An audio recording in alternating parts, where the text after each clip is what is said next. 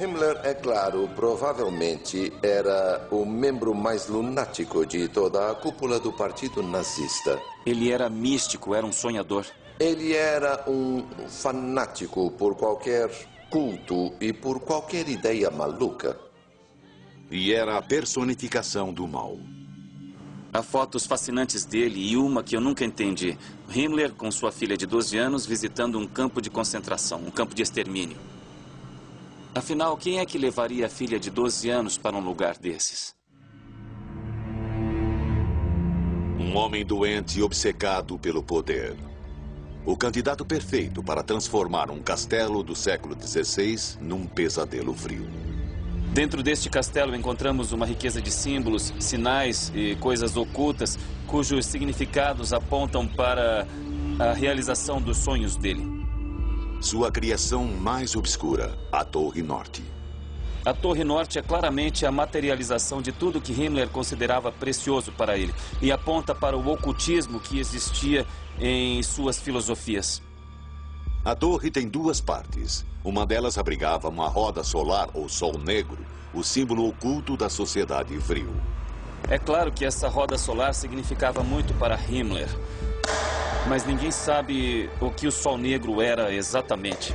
Mas uma coisa é certa, ele estava lá para impressionar os homens da SS. A SS era vista por Himmler como parte de uma ordem mística. Himmler queria criar um Camelot para os seus cavaleiros da SS. Realizava casamentos e funerais para eles ali. Afirma-se que até missas negras teriam sido realizadas em Wewelsburg em 2 ou 3 ocasiões. Mas se esse ritual satânico foi mesmo realizado em Wewelsburg, deve ter acontecido em outra parte da torre, na cripta. Neste salão bizarro, onde o som se reflete perfeitamente nas paredes, Himmler criou uma espécie de palco para os homens da elite da SS. Pedestais perto das paredes, colocados possivelmente para rituais e reuniões secretas do grupo. E um espaço no centro que provavelmente era para o próprio Himmler. Isso é uma coisa engraçada, porque é aqui no meio que a acústica é maior e melhor. Mas, afinal, qual era o objetivo deste espaço? Será que era aqui que Himmler falava sobre seus sonhos mais loucos? Será que este lugar tenebroso era o centro das atividades frio? Será que Himmler concebeu esta cripta para ser o local da realização dos rituais mais blasfemos? É claro que esta é uma dessas coisas que nunca saberemos ao certo. Será que não? O castelo de Wewelsburg possuía um campo de concentração dentro da propriedade onde pessoas morreram de formas horríveis. Um desses prisioneiros ainda está vivo. Um homem escravizado para construir a Torre Norte para Himmler, o local mais secreto do castelo. Das eigentlich schon ein bisschen schwer war. Aber wir in unserer Überzeugung waren wir uns auch bewusst, dass das keine Dauer hat, dass eine kurze Frist haben würde. O Sr. Engleitner está com 103 anos de idade, mas essas memórias nunca se apagarão. Vertiefung von von einem Meter, da wurde an 3 Seiten ein Eingang geschaffen. Dizia-se que Himmler queria que seus restos mortais fossem colocados aqui. Nur gedacht war es, da sollte die Asche von Heinrich Himmler zur Ausstellung ausgestellt werden, nicht wahr? So dass die Bewohner, diese Helden bewohnen, aber leider war es so ein Glück, ist es so weit nicht gekommen, nicht? Então, como Leopold acreditava na época, os sonhos de Himmler não passaram de ilusão. Waren alles nur Vermutungen. Es war alles wie in ein Geheimnis eingehüllt, die ganze Wewelsburg. Como uma sociedade secreta real cheia de planos secretos e rumores, Wewelsburg havia se tornado a sede da sociedade frio. A Torre Norte havia se tornado um espaço sagrado. Será que era aqui que Himmler fazia suas famosas experiências frio? Havia um charlatão, o Dr. von Rocher, que costumava literalmente congelar os prisioneiros até que estivessem a ponto de morrer. Aí ele colocava prostitutas nuas em cima dos corpos deles para tentar revivê-los e, se elas conseguissem, mandava que fizessem sexo com eles para depois medir as temperaturas de novo. Himmler chamava isso de magnetismo animal, mas era essencialmente baseado no frio. Era o modo pervertido de Himmler de chegar ao frio através do sexo. É claro que era ridículo, porque metade desses homens morria. As experiências eram, sem dúvida, inspiradas pela noção distorcida que Himmler tinha do frio. Será que as experiências eram feitas aqui, na cripta de Himmler, ou em outro lugar do castelo? Talvez seja bom que ninguém, pelo menos ninguém vivo, saiba ao certo o que ocorreu exatamente nas entranhas do castelo.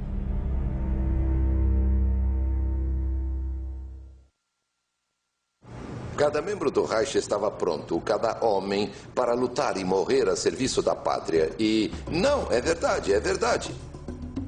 Entre as sociedades secretas da época, a Sociedade Vril era única. Um dos motivos é que aceitava mulheres em seus quadros.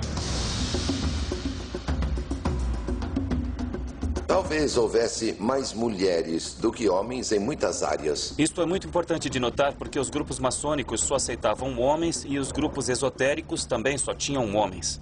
Mas não o Vril.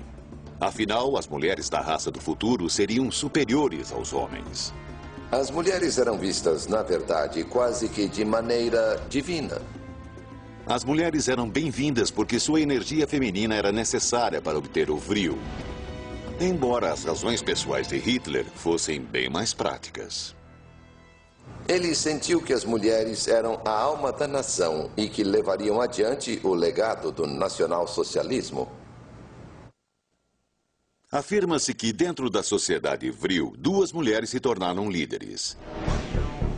A maior parte delas, no entanto, servia a 2 objetivos principais: sexo e magia. O sexo era visto como dever nacional. Depois da Primeira Guerra Mundial, o objetivo principal das mulheres alemãs era, literalmente, repor os soldados perdidos, tendo bebês alemães fortes e sadios. Havia um enorme incentivo à maternidade para aumentar a produtividade. Além disso, fazer filhos era divertido. Tudo que fosse um escape, uma fuga, era bom. A Sociedade Vril pode ter levado a ideia um pouco mais longe e usado o sexo para alcançar forças ocultas. Era a combinação de poder e prazer. Era como a nacionalização do instinto sexual. E, numa sociedade secreta, o instinto sexual poderia invocar magia sexual. Frequentemente, as mulheres da Sociedade Vril eram médiums. Numa época obcecada pelo ocultismo, a prática da mediunidade era disseminada e boa parte dos médiums eram mulheres. Elas eram consideradas canais particularmente receptivos entre o mundo ordinário e o mundo astral. Bom, pode até parecer um conceito fascinante e original, mas acontece que não é. Afinal, na Alemanha temos mulheres médiums fazendo exatamente isto. Elas não tinham influência política no grupo. O que faziam essencialmente era tentar canalizar a força Vril e depois traduzi-la para o resto das pessoas na sala. Um tipo de fotossíntese física, podemos dizer. Uma das lendas conta que as fundadoras do grupo recebiam mensagens sobre o Vril de outras galáxias. Bom, o que se dizia é que a Sociedade Vril era capaz de contatar seres de outras fronteiras e dimensões. Isso depende, de certa maneira, do seu ponto de vista. Não é de estranhar que essas ideias tenham evoluído e mudado para a ideia de mulheres de cabelos compridos, comunicando-se com seres que vivem debaixo da Terra ou em outros planetas, por que não? É uma história melhor, divertida.